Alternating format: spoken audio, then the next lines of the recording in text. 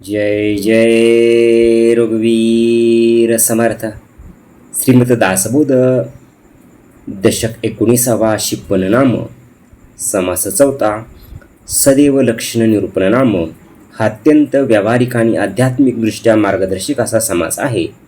या समासाचा संपूर्ण गर्भितार्थ खालील शब्दात मांडता येईल. या समासात समर्थानी सदैव म्हणजे भाग्यवान, आदरणीय आणि उत्तम पुरुषाची लक्षणे सांगितली आहेत. समर्थांच्या मते भाग्यवान तो नाही ज्याच्याकडे पैसा किंवा संपत्ती आहे, तर भाग्यवान तो ज्याच्याकडे उत्तम गुण, विवेक आणि परोपकारी वृत्ती आहे. हा समास मानवाला समाजात आदर्श आयुष्य कसे जगावे आणि महापुरुष कसे व्हावे याचे अचूक मार्गदर्शन करतात. या समासाचा संपूर्ण गर्भितार्थ आपण 5 भागात समजू. मुद्दा क्रमांक 1.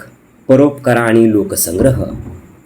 जो सर्वांवर मनापासून प्रेम करतो आणि दुसऱ्याच्या दुःखाने दुःखी आणि सुखात सुखी होतो, तो कोणाचेही मन दुखवत नाही.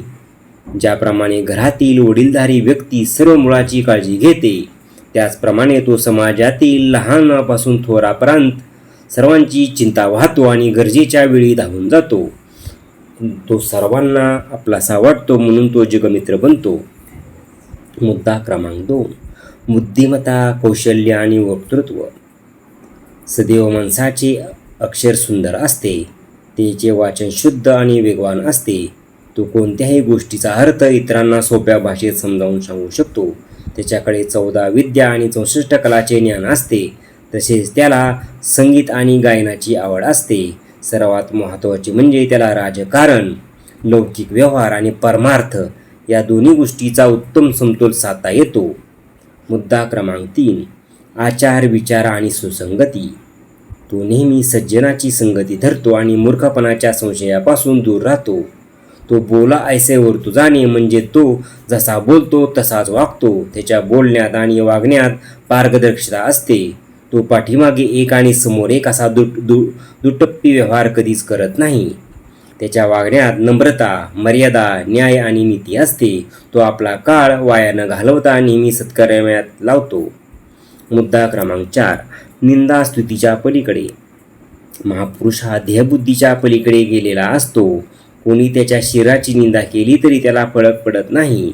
त्याच्याकडे क्षमा करण्याची अफाट ताकद असते. लोक त्याला कितीही नावे ठेवण्याचा किंवा धिक्कारण्याचा प्रयत्न करोत, त्याचा विवेक शांती ढळत नाही. अशा क्षमाशील आणि धीरगंभीर पुरुषाच्या पाठीशी समाज स्वतःहून उभा राहतो. मुद्दा क्रमांक 5. समर्थाचा अंतिम संदेश. समर्थ शेवटी सांगतात की जितके काही जगात उत्तम गुण आहेत ते सगळे ईश्वराचे किंवा सामर्थ्यवानाचे लक्षण आहे. या उलट सर्व अवगुण हे करंट लक्षण आहेत. उत्तम गुणामुळे माणूस सूर्यासारखा चमकतो. त्यामुळे माणसाने समाजात वावरताना आपले उत्तम गुण प्रगट केले पाहिजेत, कारण उत्तम गुणातच लोक आकर्षित होतात.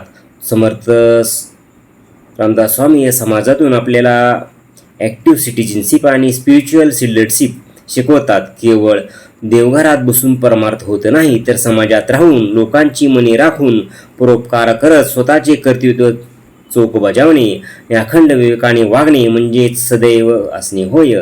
असा मनुष्य स्वतः सुखी होतो आणि संपूर्ण समाजालाही सुखी करतो. इति श्री दासबोधे गुरुशिष्य संवादे सदैव लक्षण निरूपण समास चौथा. जय जय रघुवीर.